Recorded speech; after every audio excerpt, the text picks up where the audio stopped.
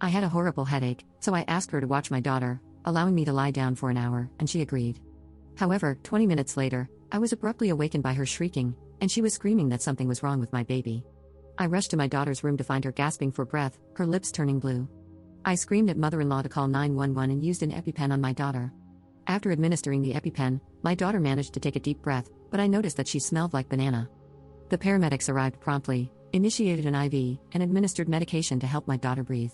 I informed one of the paramedics that my mother-in-law had fed my daughter something, and he discovered part of a cookie on the floor. After confronting mother-in-law, she confessed to giving my daughter a peanut butter banana cookie, claiming she didn't know it would harm her. I texted my husband and rode to the hospital with our daughter. They admitted her for observation, and my husband met us there. His mother called him, wailing about how she was just trying to show us that nothing is wrong with our daughter. According to her, we're too paranoid and have such odd ideas about our daughter's health, because, get this, we eat healthy, our daughter has received all the vaccines she can have, and we use sunblock. That woman admitted that she's been making allergen-laced cookies for more than a year. She bakes a huge batch and freezes them, putting one in her purse every time she sees our daughter, just in case she gets a chance to slip it to her. I can't even wrap my head around this. Our daughter is asking when mother-in-law is going to come see her. She wants to show grandma her pretty bracelet, the hospital band with stickers on it. I'm so devastated right now. I never suspected mother-in-law would do something like this. The hospital has already reported it to the police. A detective is going to come tomorrow to take statements and discuss the next steps. Update 1. So, the detective just left. He's got copies of everything mother-in-law texted my husband, plus 11 voicemails she left me last night. Several of them were just her screaming that she's going to off herself because she can't live without her baby. The detective doesn't know what's going to happen because he's never seen this before, but for right now, they're going to take her into custody due to the threats of unalive, and the district attorney will have to look at the case next week. Our daughter is doing great, as they've sent a counselor to work with her for a bit, and we're going to continue with that while we navigate the next couple of weeks.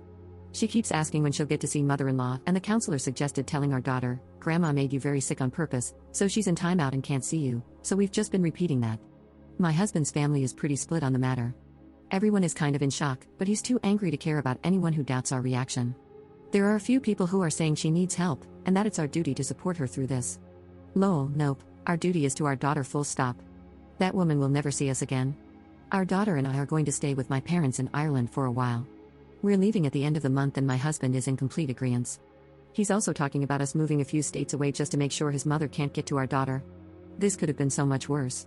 Our daughter will make a full recovery and she likely won't remember this when she grows up, so we'll be okay. Update 2. So, mother-in-law is being charged with endangerment of a child. Our lawyer has told us that she will probably not spend any time in jail, but we do intend to pursue a civil case against her for the hospital bill. In any case, we have a restraining order against her and have informed my daughter's preschool. She will never lay eyes on my child again if I can help it. There will be no second chance for her to harm my child.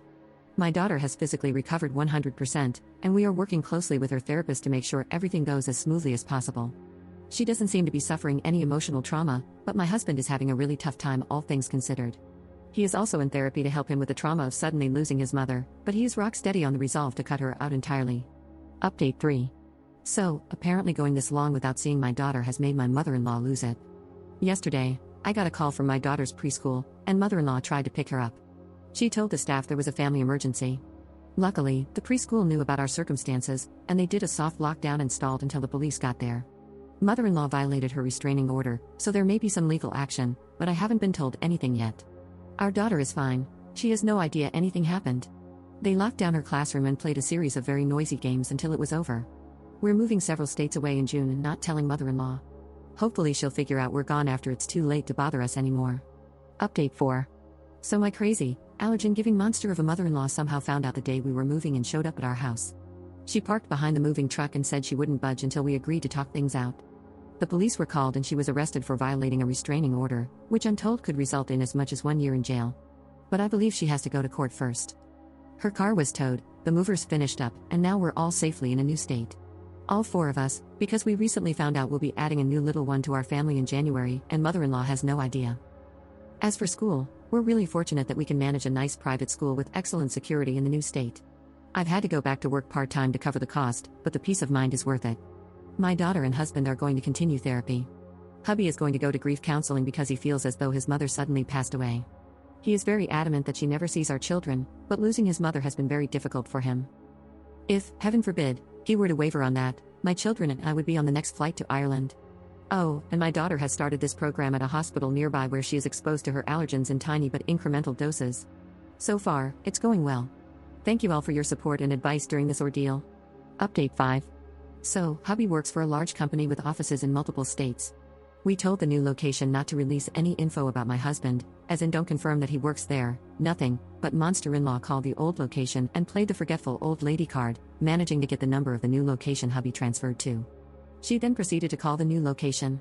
The receptionist didn't get the memo, apparently, and gave her hubby's extension. As soon as he picked up, he was treated to ear-piercing wailing. Not talking or crying, just full-on banshee wails.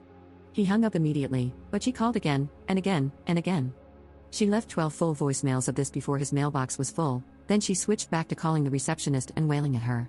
My husband was called into a meeting with HR and had to provide copies of the restraining order, and legal is sending her a letter, with the police in the old town being notified. IT had to set up an entire new extension, and I believe they've blocked her number as well, but it won't stop her. So, monster-in-law knows where we moved, but at least we already have security cameras, I guess. I feel like she's already ruined the new town.